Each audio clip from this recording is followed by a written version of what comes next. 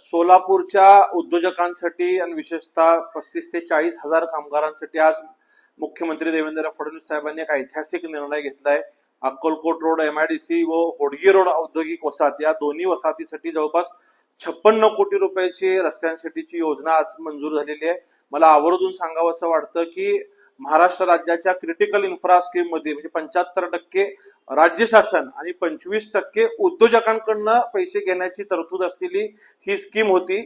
केवळ सोलापूरसाठी विशेष बाब म्हणून या योजनेला मंजुरी देताना 25% जो हिस्सा आहे तो 12.5% महापालिका आणि 12.5% जिल्हा नियोजन असं संपूर्ण 100% पैसे हे सरकार भरणार आहे आणि जवळपास 14 कोटी रुपयांचं बचत सोलापूरच्या उद्योजकांचं होणार आहे। विशेषतः अक्कलकोट रोड वसाहतीमधले जे वस्त्रोद्योग आहेत ते आपल्याला माहिती आहे की अनेक अडचणीला त्यांना सामोरं सध्या जावं लागतंय आणि अशा परिस्थितीत जो शब्द माननीय मुख्यमंत्री साहेबांनी आणि पालकमंत्री जयकुमार गोरे साहेबांनी महानगरपालिकेच्या निवडणुकीच्या काळात दिला होता तो मला वाटतं शब्दपूर्ती होणारा निर्णय आहे।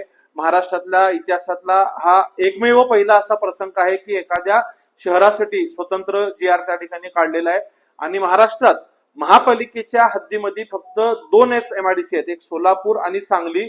त्यामुळं मागील अनेक महिन्यापासून उद्योग विभागाचं म्हणणं होतं की महापालिकेने इकडचे रस्ते केले पाहिजे, परंतु आपल्याला कल्पना आहे की सोलापूर महानगरपालिका D वर्ग असल्यामुळे इतके मोठ्या प्रमाणाची निधी देता येत नाही।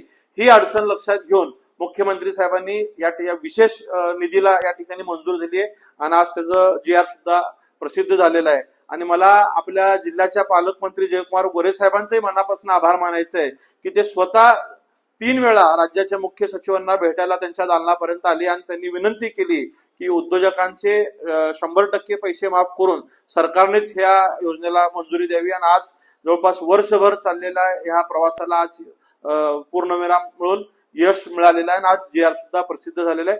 लवकरच ह्या सगळ्या रस्त्यांना सुरुवात होणार आहे। जवळपास अक्कलकोट रोड MIDC मध्ये 35 रस्ते असून आणि होडगी रोड औद्योगिक वसाहतीमध्ये 9 रस्ते आहेत। साधारणतः 35 ते 40 किलोमीटर लांबीचे हे रस्ते या ठिकाणी होणार आहेत।